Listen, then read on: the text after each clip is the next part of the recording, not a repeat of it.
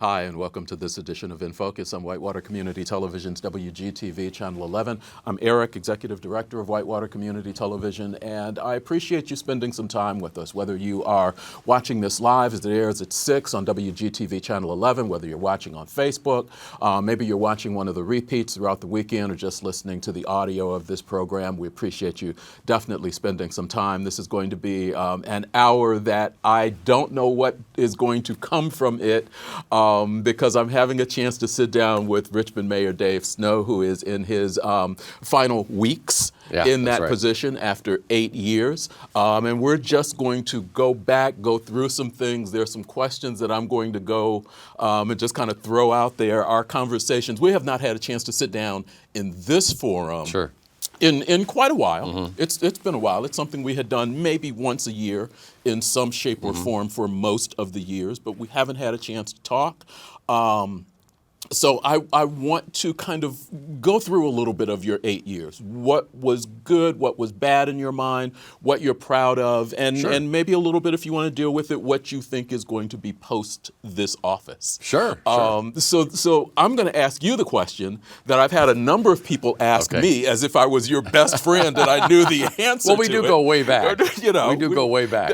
Yeah, we're not going to tell that story because I don't fully remember it. I remember parts of it, but I don't fully remember firing you. Now, see, you said it. You started it. So we should give some context to the viewers, right? So Eric and I worked together in broadcasting. Yes. But gosh, that would have been You were in high school, maybe? I was in high school, yeah. 94 maybe? So you were a part-timer. I was, and again for the viewers, the part-timer is the lowest person on the broadcast totem pole, right? Yeah. And you just get sort of the scraps of whatever's left. Like if somebody calls in sick or somebody doesn't want to get up at 6 a.m. on a Sunday, You're there. Then that was my job. And I had started a high school radio station because I was enamored with radio. Okay. And we might circle back to this later, but I had two dreams in life: be in radio, be mayor someday, right? And that surprises me, but go ahead. Yeah, we can come back to that. And so I had started a high school radio station that I called WRHS. Because back then, the morning announcements were just coming from the telephone in the main office. Yes. And I said, we're going to make this like a radio station. And so I got this brilliant idea and here's what's really crazy. Back then, your co-host on the morning show was named Dave. Yes. So you were Dave and Eric in the morning. My good friend in high school that I was doing radio with was named Eric. So we were also Dave and Eric in the morning, and we thought we were so cool. Because we were also Dave and Eric. I right? had never heard. I've never heard this part of the story. So that's true. And so we got into the basement of the high school. They had torn down Civic Hall, and there was some old equipment from the old sports broadcast booth that they had just tucked in the basement. So we found it. I mean, just I'm talking in a boiler room. Probably. And we dragged it into the radio room and got some of it working. But we needed to do a radio show, we needed some sound effects. We needed some zany stuff. We needed... And I said, they have that at the radio station I work, so we can go get that. And so we go on a Friday or Saturday night, I don't remember what night it was, and there was the Lazy Susan that sat in the studio. Yes. They would spin around. I remember it well. And it was covered in all those sound effects, cheering, booing, whatever, clown honking or whatever. And we carried it into the production studio and we copied all of it. And then we put it back. We didn't realize it was in some order.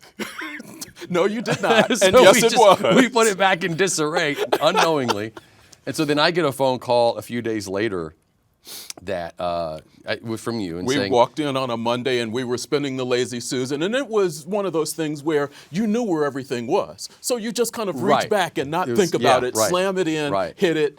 Yeah. Which I wouldn't understand until much later in my radio career. And so Eric called me and said, were you in the studio late at night? Copying things and moving things? And I was like, well, sure.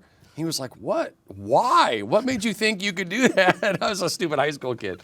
And I remember your exact words. You said, I'm going to go ahead and just take you off the schedule for a while. Those are the exact words. Okay. That sounds like me at that time.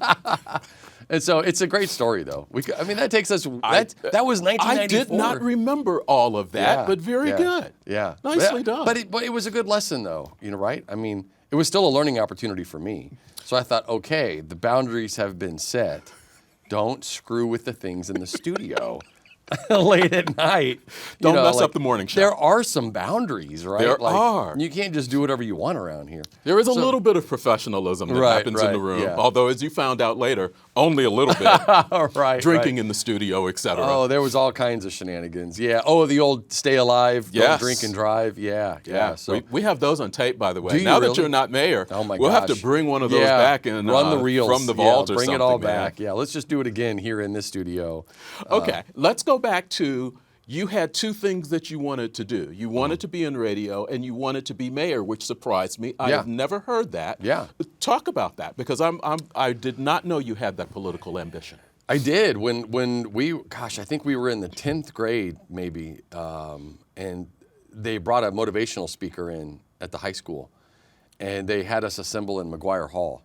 And this guy got up on stage and he was speaking to us about just like having goals, having ambition, writing those goals down.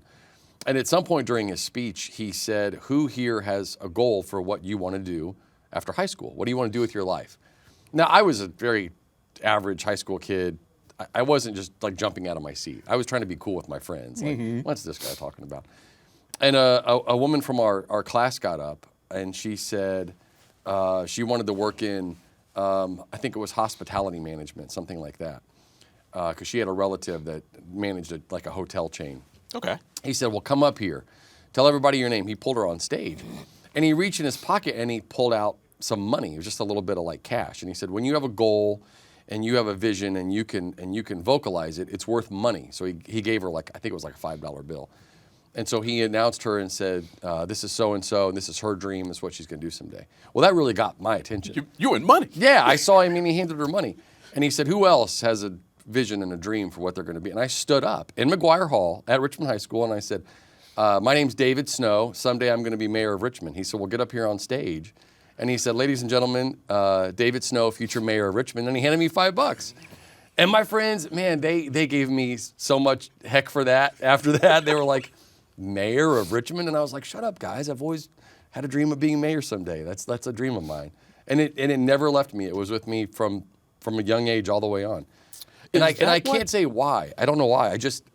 I thought that I had two dreams in life. One was to work in radio. One was to be the mayor. Because when we would go to events as a kid, like the Rose Festival and things like that, you had the radio people that were there, and they were sort of the epicenter of the activity. They were covering it. They were the people that were giving you the information about it. And that seemed really cool to me. And then they had people like the mayor and the police chief. And I was just enamored with that from a really young age. Like, that's where I want to be. I want to be in the middle, like right there, you know, kind of at the epicenter of these things happening. And I just always fascinated with it. Yeah. Is that what got you involved in city events, trying to create things for the city? Because there were a number of things that, through your work in radio, you kind of got started, Firecracker 5K, things of that nature. Right. Yeah, not necessarily to run for mayor someday. I didn't start the 5K or jump into the city fireworks thinking like this is all going to lead to a campaign. I honestly didn't think I would run for mayor until I was 20 years older than I am now. I thought I'd be in my 50s or 60s. And so those were all just because I've just always cared a lot about Richmond as a community, as a city, as who we are and what it meant to grow up here, and just wanted to make it better.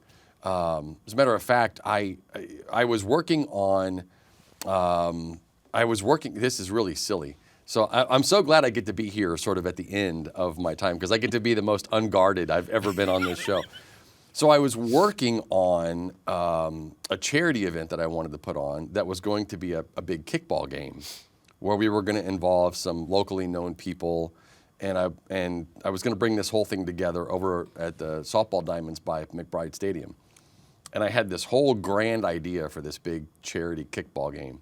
And I would often visit Mayor Hutton for all these events I wanted to do. City Fit, City Life, the Fireworks 5K, the Pond Fire. Do you remember the Pond Fire? I do remember the Pond Fire. I'm going to back up for 1 second, because the first time I did the Pond Fire, I had developed a good relationship with Mayor Hutton, and I was kind of rolling with these events. And I didn't really talk to her about that one. So she called me on the day of that event, and she said, am I hearing correctly that you're setting my pond on fire tonight? And I was on my cell phone and I said, I always called her Madam Mayor. And I said, well, yes, Madam Mayor, the symphony's here. And she said, do you think you could have just talked to me? Because I'm getting phone calls about people saying this guy is setting the pond on fire and the mayor's not aware of it. And I was like, oh, she's mad. And I was like, I'm sorry. And so I learned my lesson from that one to not ask for forgiveness later, at least not with Sally. Okay. That wasn't going to fly. And so for this big kickball game, I went into her office and I sat down and I said, I got another event in mind. I want to close a couple streets. And she said, put all that away. Have you ever thought about running for mayor? And I said, well, my whole life. That's my dream. And she said, I think you should think about it sooner than later. And I said, nobody's going to elect a 30-some-year-old guy radio personality. Yeah, right. That's not going to happen. She said, they will if they get to know you the way I've gotten to know you over the last several years. If you just go out and tell people the way you love this city, and they're going to see it. They're going to see it. And I think you'll have some success. And I said, you think so? I don't think anybody's going to take me seriously. And she said, they will if you just go be yourself. Don't be anything but yourself. And I said, okay. So I remember going back to the radio station and telling Rick Duncan, I said, I just had my meeting with the mayor about that kickball game thing, and she said I should run for mayor. And Rick was like, you, the mayor? That was like his first response. And I said, that's exactly what I told her. Nobody's going to take me seriously, you know. So, yeah, so here we are today, right? After 8 years. After 8 years, yeah. Do you believe it? In some ways, it went by really slow, and in other ways, it went by really fast. A lot happened in the 8 years that you were there. I'm just gonna kind of ask you a series of questions, and I'm sure there'll be some stories and unpacking that go along with it, so that we can get a couple of these out of the way.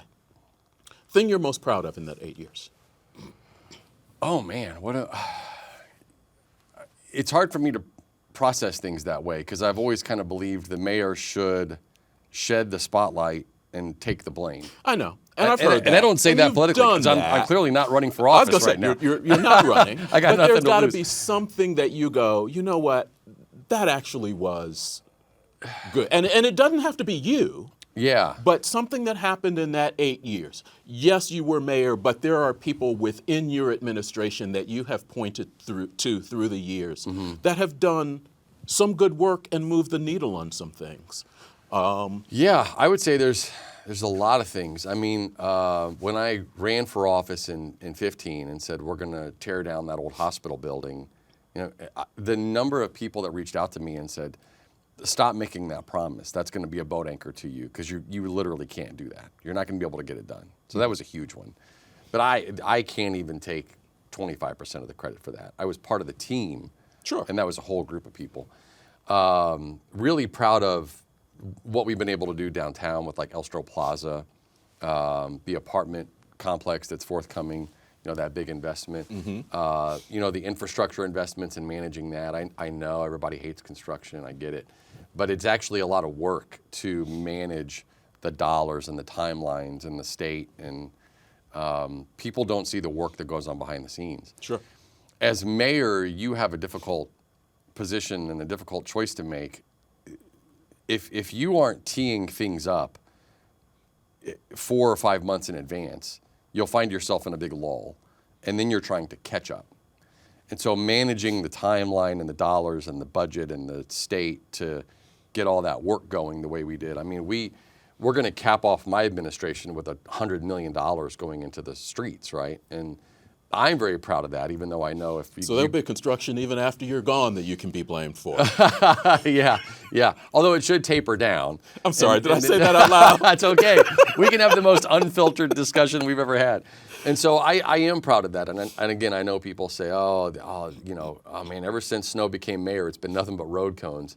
But I wanted this, you know, for me, I wanted to see our city be the best and get all the money and get all the work and get all the investment. And so I am very proud of that. I never once backed down. You know, you would hear me in campaign speeches and hearing things and just always say like, we should be happy for this work. I'm proud of it. I never once said, I'm really sorry we're under construction, Richmond. I just couldn't say it because I knew all the work that goes into it. Man, and then I would say the culture within the city really developed a really great team. sometimes I feel a little upset that I don't think the community has really gotten to know how great the team is that's there right now. It's a great team of people. Our department heads, a lot of work has gone into sort of stacking that talent deck and creating that culture. Okay. So I'm really proud of that. And then I think, just instilling some civic pride. That's always been a big thing for me is, can I leave this office with a little more civic pride instilled in the community than was when I got here? But that's hard for me to gauge or judge. I hope that's the case. That's something that people will know down the line Yeah, a little bit yeah, more. yeah. Thing that disappoints you the most? Disappoints me the most. You know, I would say the job comes with, you see behind the curtain a lot, and that can make it a little difficult. You see the reality of some things that you don't know until you're in the position. And the You don't know what you don't know. Yeah, right. And the way that some people behave and the way that they present themselves publicly versus in reality, it can really be disappointing and disheartening. It can really get you down, you know. Not you, clearly, but that can be pretty disappointing. And the sort of the political games that get played. I've been the most apolitical mayor. I think I've been the most apolitical mayor. And some people are way more concerned with political positioning, and that just drives me crazy. And so I get a little disappointed with that sometimes. So it's little things like that, you know. Those are the parts of the job that I never liked, and it made me really dislike the campaign portion of the job. I think I was a terrible campaigner as a mayor, just because that was the part of the job that I hated the most. Because that's the part where it had to get super political, and that's just not who I am. And so I just couldn't stand the political posturing piece of it.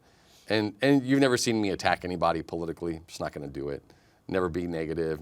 I just don't play those games. And so I hated campaigning. I would tell people, if any more of the job than this like 8-month period out of 4 years was campaigning, it would be the worst job in the world.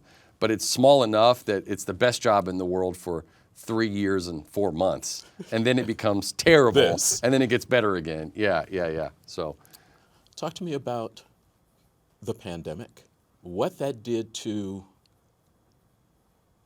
the city that people may not see or know about, what that did to you as mayor, because that was a difficult period for every mayor, for every council, across the country, around the world, trying to get through that. Talk about that time when the reality of what had to be done finally hit. Talk about that time. Talk about that process. Yeah, and my take on it might be different than people might expect, but I think the most harmful thing, aside from an illness that was claiming lives and debilitating people, aside from that, just talking about the sort of societal functionality piece of it, the most harmful thing that happened was government is often seen as very reliable, kind of moves like an iceberg. It's kind of always there, always functioning in some capacity. Sometimes not very well. Sometimes not well, yeah. But there's sort of a static presence of that government, right? And when COVID hit, I think everybody could sense and see that their elected officials, who are all people that made promises and guarantees about leading communities, protecting communities, overseeing communities, didn't really have answers, didn't really have a playbook. And people could really see that. They could see sort of the postured speeches that were going on, but were kind of empty. And everybody just kind of sensed it, like, oh my gosh, my elected officials have no idea what's going on. Because nobody did. Sure.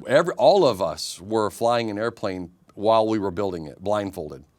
I mean, there was just nothing to fall back on, nothing to rely on, and that sense of the sense the community got of the elected officials don't know what's happening. All across the country. I'm not talking here locally. Get right. Everybody here, I can say with confidence, everybody in this community was doing everything they could to do the best we could. There wasn't a single one of your elected officials in Richmond or Wayne County that was checked out or phoning it in. Everybody was at the table saying, how do we do this? And trying to find the best way. And so then as a mayor, I would get phone calls from people that would say, don't you dare use this as an opportunity to overstep your authority as a government into my life using this. Which, valid argument, I get it.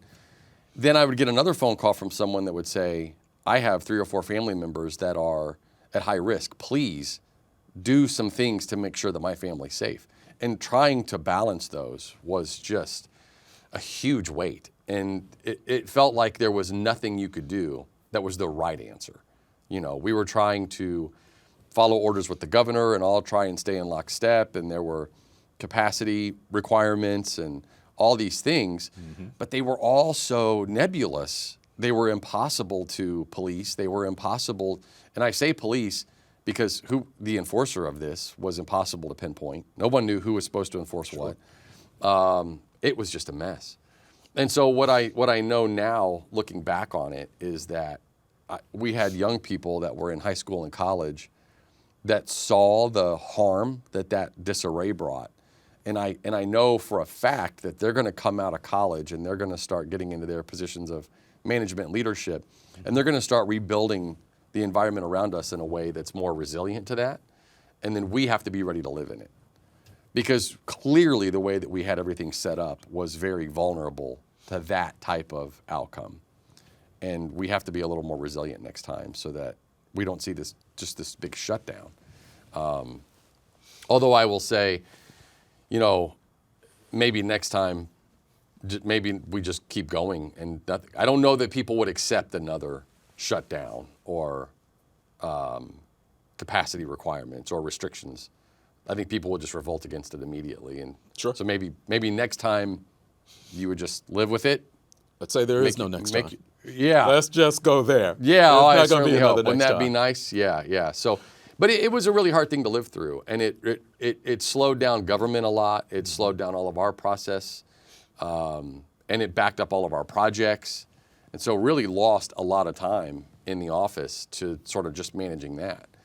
You mentioned county government. You and Ken Poust seem to develop a very good working relationship during that time, at least publicly. Yeah. Was it that way privately? And what was that like, really having to go across city-county lines? And it's done on a regular basis anyway, for those people who don't always see it. Right. But it is done. But you all seem to fall into it relatively easily. Was that fair? Yeah, absolutely. Ken and I, still friends, got along really, really well. I enjoyed working with Ken tremendously, and have since worked with Jeff Plaster quite a bit, Commissioner Plaster, and get along with Ken, or get along with Jeff really well. But yeah, when I first came in as mayor, there was a really contentious relationship between the city and the county, to the point that on Inauguration Day, Ken came over and just congratulated me on Inauguration Day. And there were some pictures that surfaced after that somebody was in there taking just of the event.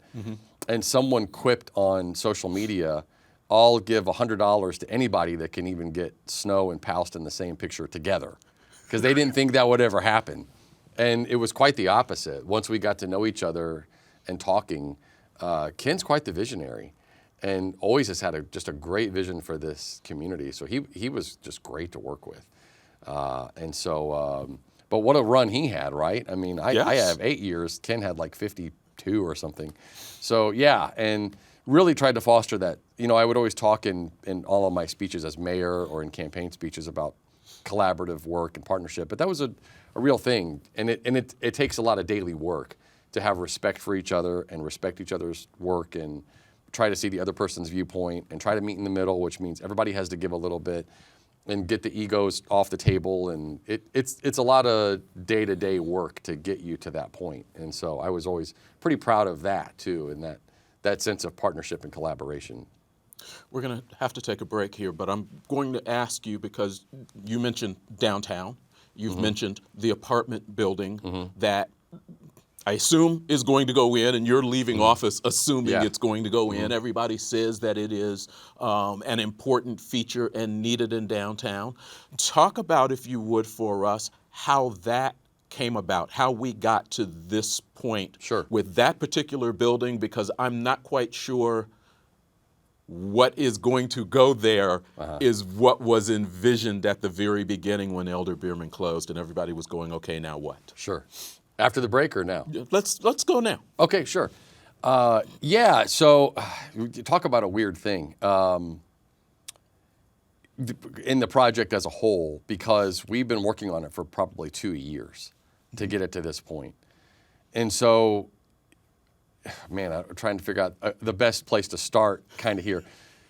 Growing up in Richmond, I grew up on South 6th Street most of my life, and we spent a lot of time downtown. And so I have heard my entire life that, and my dad retired from a local factory. And so my dad being part of the manufacturing workforce and then living close to downtown, my whole life has been this constant beating drum of, if we can put downtown back and get the people back down there and put back this manufacturing base, Richmond is on the rocket, right? We're back. We're going to go higher than ever before.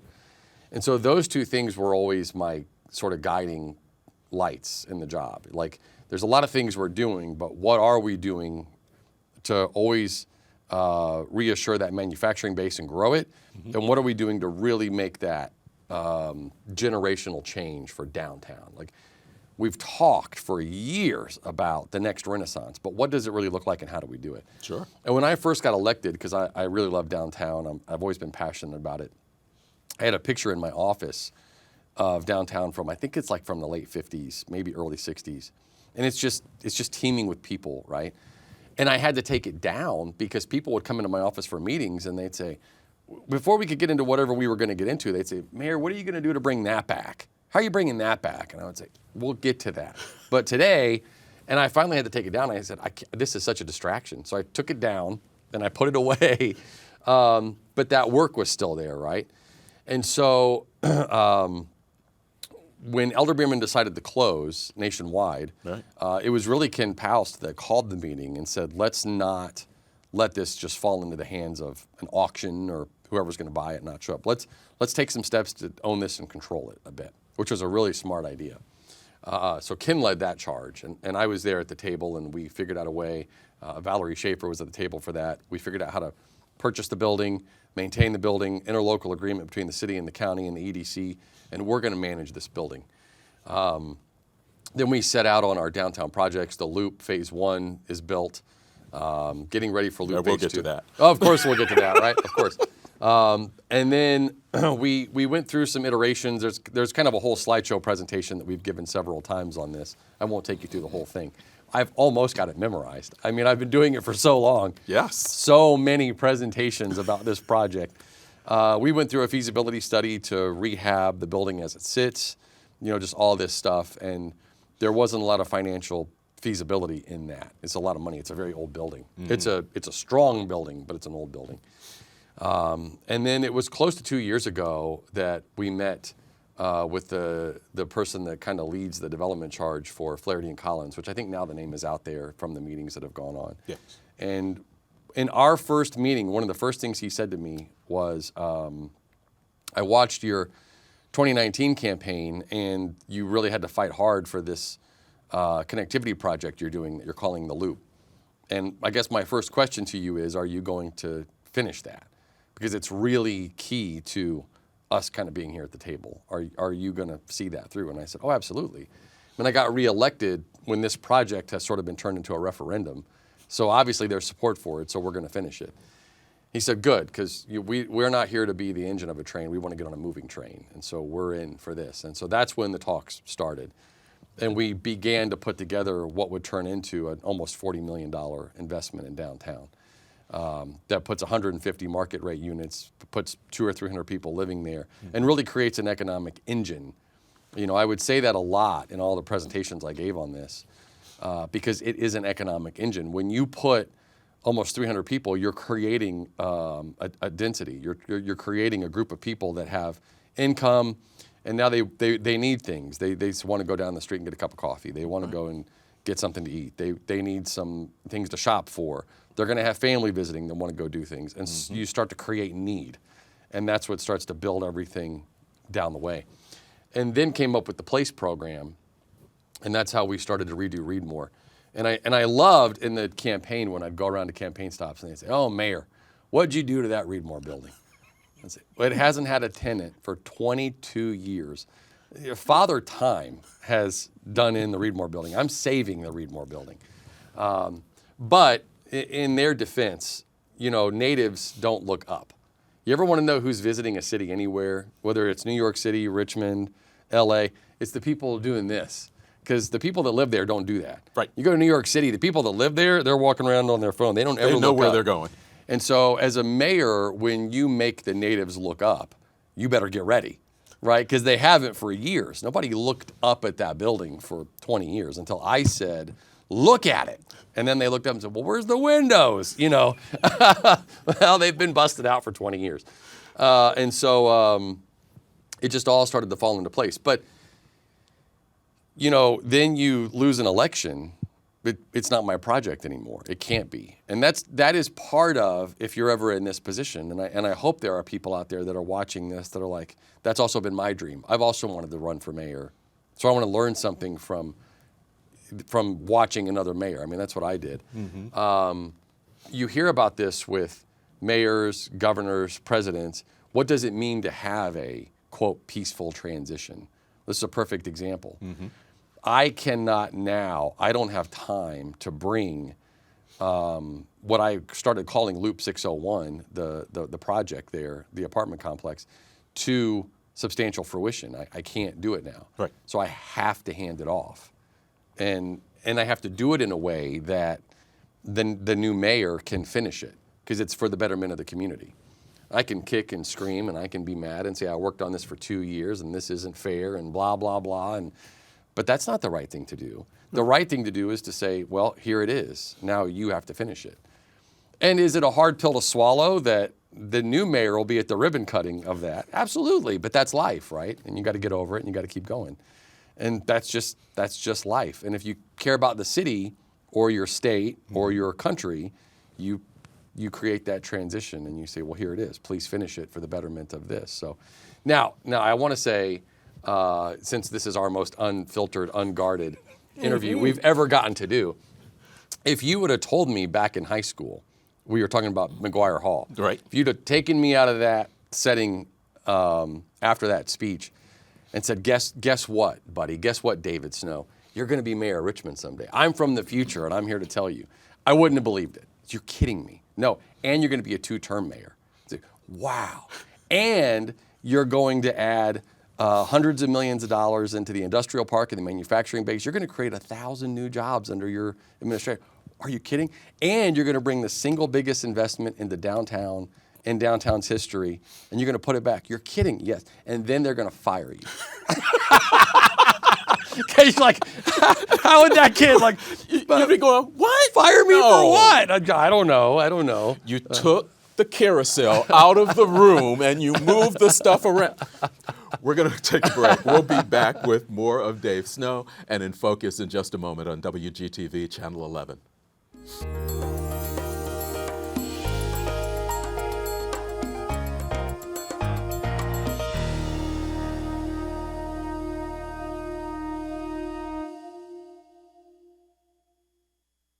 WCTV supports local entertainment. WCTV supports local information. WCTV supports our local students. WCTV needs your support to continue supporting our community, and it's easy to do. Become a member as an individual or family. Nonprofit and business memberships are also available, with benefits including video production and program sponsorship. Membership donations are critical, and when deciding where your support dollars go, support an organization that serves the community you live in. Visit WCTV.info or call 765-973-8488.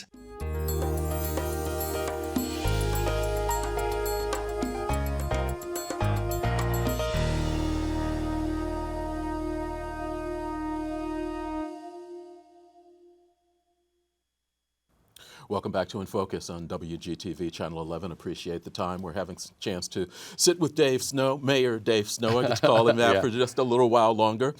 We've got about 23, 24 minutes, the voice in my head tells me. So I'm going to throw a couple of things out there. Sure. And yes, I know you need to unpack, but I may cut you off on a couple. Yeah, that's fine. One thing that I will ask about that was talked about even in your first run that I don't know ever really came to the table in a way it needed to, and you can talk a little bit about the difficulties behind it. The Human Rights Commission was a conversation from your first campaign that never really got, there was no legislation that I'm aware of that even came to the council.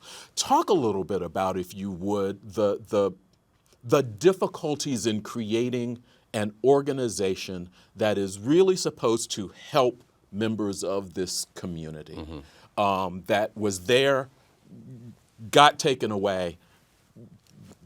You said you would try to bring it back. Talk about that, if you would.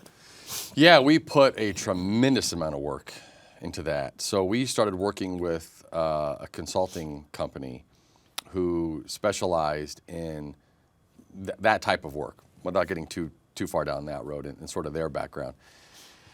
And I had a vision. If you remember when I ran in 2015, I said I wanted to rebuild and rebrand what was the Human Rights Commission. Right. Never once questioned the need for this to exist. And it does still exist in sort of some form, because the local ordinance is based on the Civil Rights Act that exists in statute form and in federal law form. And so what we set out to do, and in trying to kind of nutshell this, was how do we build this structurally from within that's in a new way, rebrand it and bring it back to life. And so what we'd come up with, and it's all in a folder on my desk right now, as I've been actively cleaning out my desk, I got this big folder out, and I just went back mentally through all that work we did. We had come up with something that was going to be called the Real Collaborative, because we felt strongly that this was a collaborative effort, that the new rebranded and reformed HRC could not be something that sat isolated by itself within city government and then only carried a stick and never a carrot, because then it was never going to have built from within a sense of partnership in the community. It would always be seen as an entity that came to bring trouble to your organization when you're in trouble. And so we thought that's never going to be a functional office, and it's going to make it very susceptible to the same outcome that it's already had once, where it's going to change through, political winds, and someone's going to eventually campaign on this needs to go. And people may agree with that because it's always in offices or in organizations saying you're doing something wrong. So how do we rebuild this? And by the way, I'm not saying that that's how it did function. I'm not at all implying that. I'm just saying that's what we wanted to avoid in its structure. We consulted a lot with people that were part of the previous Human Rights Commission, and they gave a tremendous amount of guidance. They did a great job with the work they did. And so the Real Collaborative was the Richmond Equality, Advocacy, and Leadership Collaborative that would have representation from several organizations in the community so that there was input coming in from all sides. And then would have requirements baked within the new Real Collaborative that would require free ongoing teachings in advocacy and leadership and equity and inclusivity and things like that. And we set up a model where how does a complaint come in to the Real Collaborative? How is that complaint tracked? And how is it possibly off-ramped onto a training module that is not in any way litigious or contentious? And so we really started building out that entire model. And the only thing that put the brakes on it was COVID. And I never really came out and said that because it became sort of, I don't know what the word is, it became overused to blame everything on COVID. Everything was COVID's fault, everything. Sure. And so I felt like if I go out and I say we don't have this because of COVID, people are going to say, oh, one more thing goes in the blame COVID bucket. But it was the reality. I mean, when COVID hit, just to go back to that for a minute, our street department, for example, people often think that city government is an endless supply of money and manpower, when is not the case. Well, there's obviously not a lot of money since the budget can't seem to Right. get Yeah. balanced. Yeah. And, you know. There is not a lot of money. It is not how a city government functions, which I think is how it should be. Because do you want your city government sitting on millions and millions of dollars, or do you want them taking the money they get in to serve you, pick up your trash? People also often forget that a lot of the services around them, because they're just baked into life, they don't think anymore. I mean, I don't either, Right. except for being mayor. You know, you put your trash in the Rosie roller, you roll it out, it disappears, it's gone. Then you wheel it back into the garage. Yeah, you don't even think about. You shouldn't have to, right? It snows, the street gets salted and plowed. You put your leaves out, they get vacuumed up. You know, you flush your toilet, it's gone. You don't think about any of this stuff, but every one of those things is costing the city money to manage. And your trash that you threw away in 2004, we still have it in a landfill, and we're still managing not its gone yet. decomposition, right? And we're still paying money and people and permitting to decompose that. And so when COVID hit, our motor vehicle highway fund comes from gas tax. Right. Well, people didn't travel because there were lockdowns. That means the tax wasn't collected. That means the money didn't come in. There's no magic wand for that. There's no supplement. We just were notified that there was $1 million in collection gone. That's $1 million out of our motor vehicle highway fund. That's $1 million out of our street department. Just gone. Poof. And so what a day that I had to call our street commissioner and say, listen, I just found out we're going to be down $1 million in the street department. And, you know, and he's so great and said, well, don't worry, we'll get through it. We'll manage it. We'll figure it out. And then came along like CARES Act and American Rescue Plan. And that's what those dollars were there for. Because city governments lost a lot of money. Right. And there were governments that got hit way harder than ours, that collected other forms of tax and relied on other revenue streams. You know, there are some municipalities that rely a lot on like taxes they get from their like casino. And then those shut down. And the casino shut down. And then boom, money's gone. And so when that all happened and we really had to figure out how are we now rebalancing this budget and figuring this out, the money that we thought we were going to be able to set aside for the real collaborative was gone.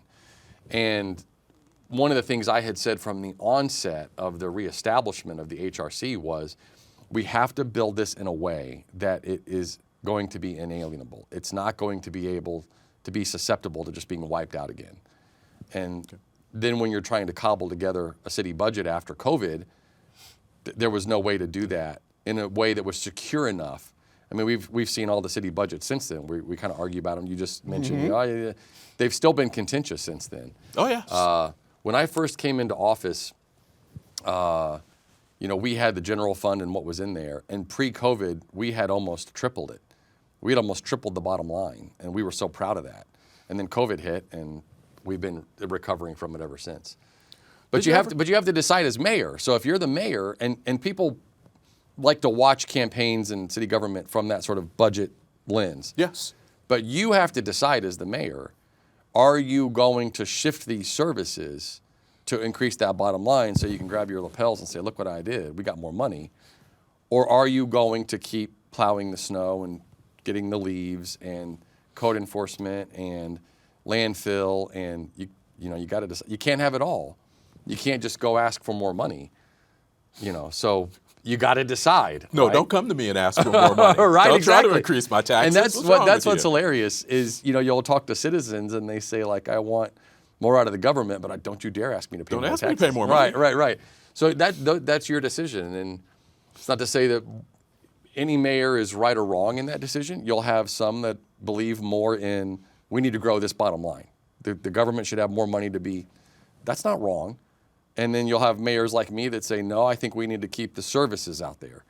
And that's going to fluctuate in city, state, and national government for the rest of our lives. Mm-hmm. We're going to have different mayors, governors, and presidents with different viewpoints on that.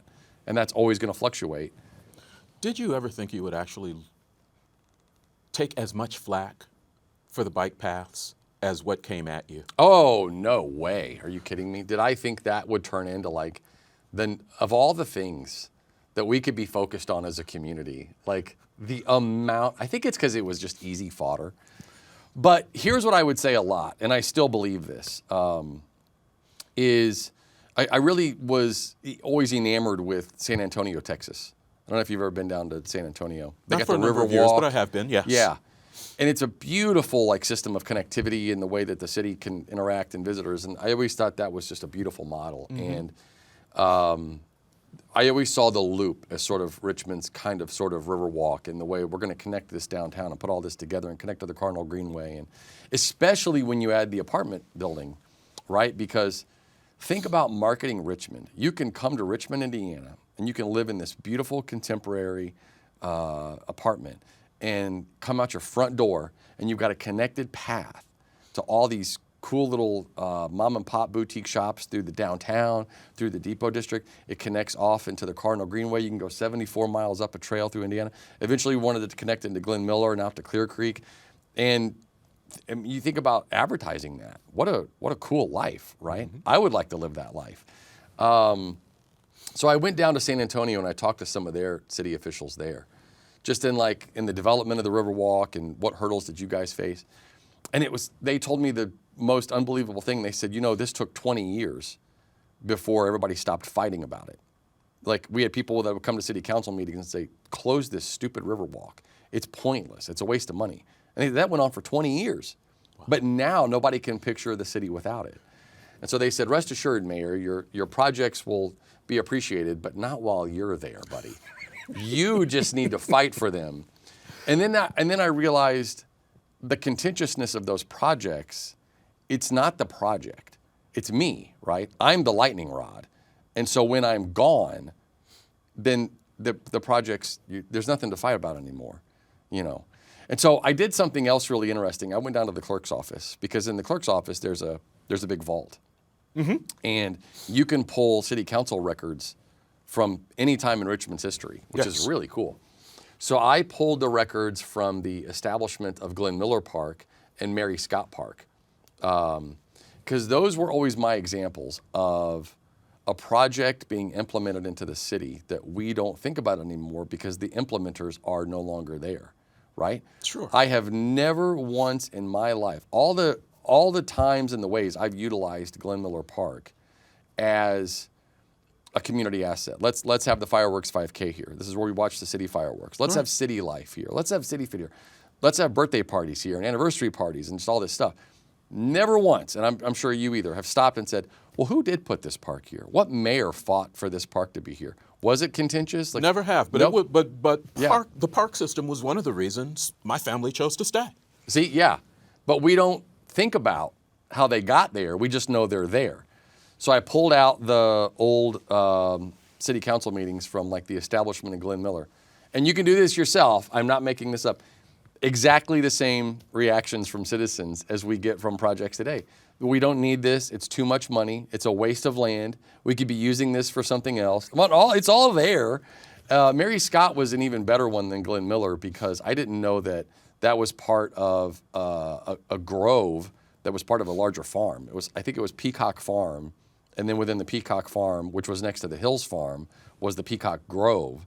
And they had this grove of trees, which is why there's so many trees near there. Okay. And then they were getting rid of all of it, and the city decided to buy a portion of it and make a park. Oh, the community had a fit. It's all there in the book.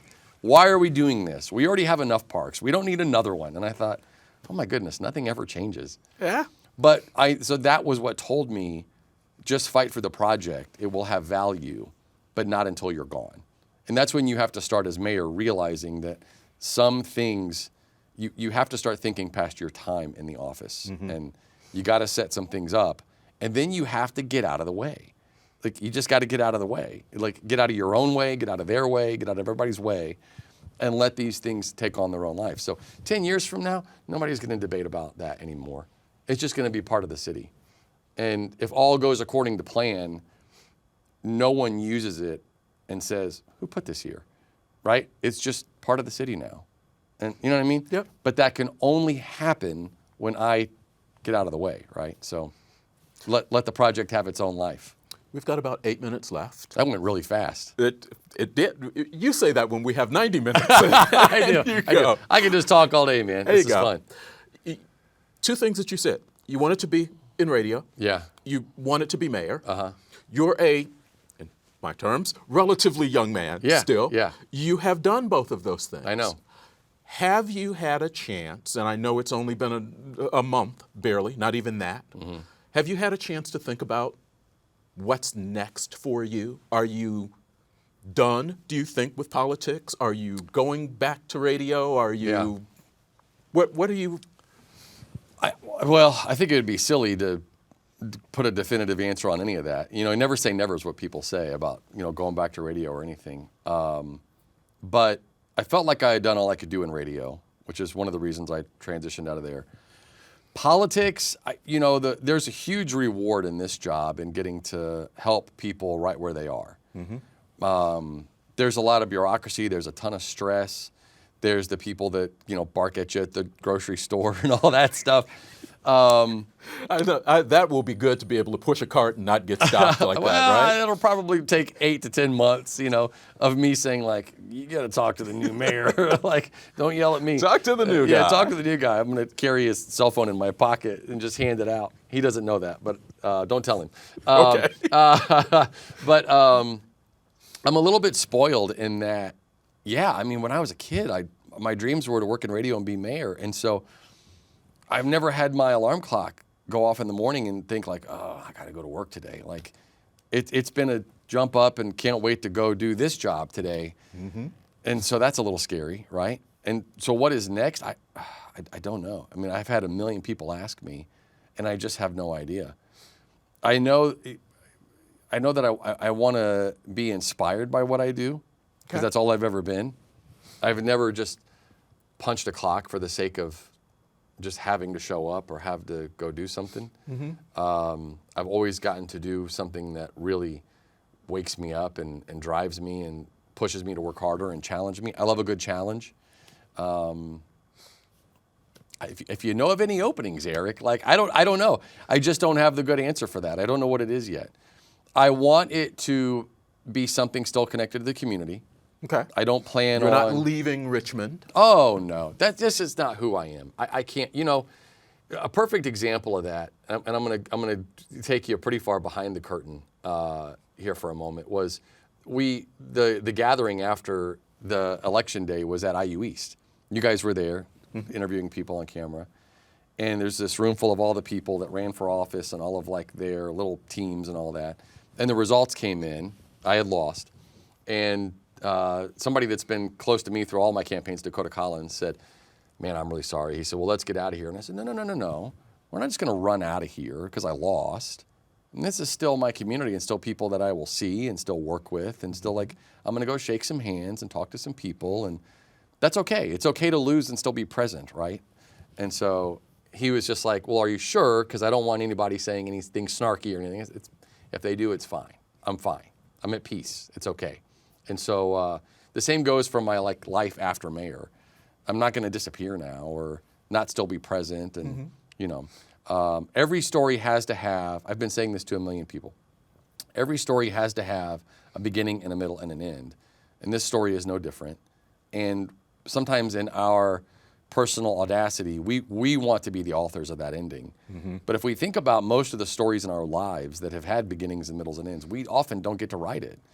The end is often handed to us, and then we have to deal with it, right? And that's no different here. I mean, ideally, would I have loved to have authored that ending as romantic as I could? Sure. But my ego would have loved that. That's not reality, though. That's not reality most of the time. And so I'm perfectly fine with this. But it does give me a chance to step away, look at government from the outside, knowing what I know, and figuring out how I want to utilize what I know to continue that betterment. But if you ask me what that is, I got to figure it out pretty quick, but I don't know what it is right now. We've got 3.5 minutes before the end. What haven't I asked you about? What do you want people to know? What do you want to say? You've got 3 minutes before they shut me down. Yeah, it's never enough time for me, right? I just want everyone to know how grateful I am for this community, genuinely. Grateful for you, Ryan, Steve, the whole crew here. You guys are tremendous community partners. Without this platform, our elected officials and community leaders just wouldn't have the voices that they have. They wouldn't have the megaphone, and you allow them that. So thank you for that. And as much as, losing's never fun, I already felt like I had been given more than what was ever my allotted share and couldn't possibly ask for more, right? And so I just want everyone to know how grateful I am for this community that has raised me, given me this opportunity, our department heads, our entire city team. Boy, the imposter syndrome that you suffer as mayor, that I don't think a lot of people get to see or hear about. When you become mayor, you sit at a table of all these people that are experts in their field. And I'm in my mid-40s. If I started today, I couldn't learn as much about policing as our police chief or as fire as our fire chief. And that goes for all of them, 12 department heads. But you're leading them. And they are then gracious enough to allow you to lead, because at the end of the day, they don't need you telling them what to do. And so that creates a severe imposter syndrome. And so you start to become aware of how gracious everyone is to allow you this position.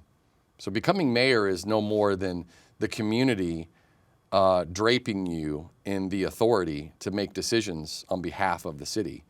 And they graciously put it on you, and they will graciously take it off of you. And they have done so. And I can accept that with dignity and gratitude and grace. And so that's where I am today. All right. Yeah. I appreciate the time. I appreciate the time that during your 8 years you gave to us. Walk in here, sit down, and do 90 minutes. Sure. Take some of my absolutely insane questions, knowing what you knew, saying, okay, that guy has no idea what he's actually asking, but I'll try to conjure up some answer for him that doesn't make him look bad. I appreciate that and the time that we've had to work with you. Really Thank do. you. I've appreciated it as well. Thank you very much. All right. Thank you very much for watching this week's In Focus on Whitewater Community Television's WGTV Channel 11. As we head through this holiday season, remember there are people in this community who are hurting, who are in need, and there are places where you can help them out. Don't walk past the bell ringers. Pick up something from an angel tree, give to the Marine Corps League, Toys for Tots, whatever it is. Help the community out as much as you can. Thanks for watching this week's In Focus on Whitewater Community Television's WGTV Channel 11. Replays of this program can be seen 10:30 tonight, also on Friday evening, twice on Saturday, 8 a.m. and 9 p.m., twice on Sunday. It's still available on our video on demand site. It's available on YouTube. It's available on Facebook. The audio of this program is also available in the community. I hope you have yourself a great week. Thanks again for watching In Focus on Whitewater Community Television's WGTV Channel 11. As always, I wish you well.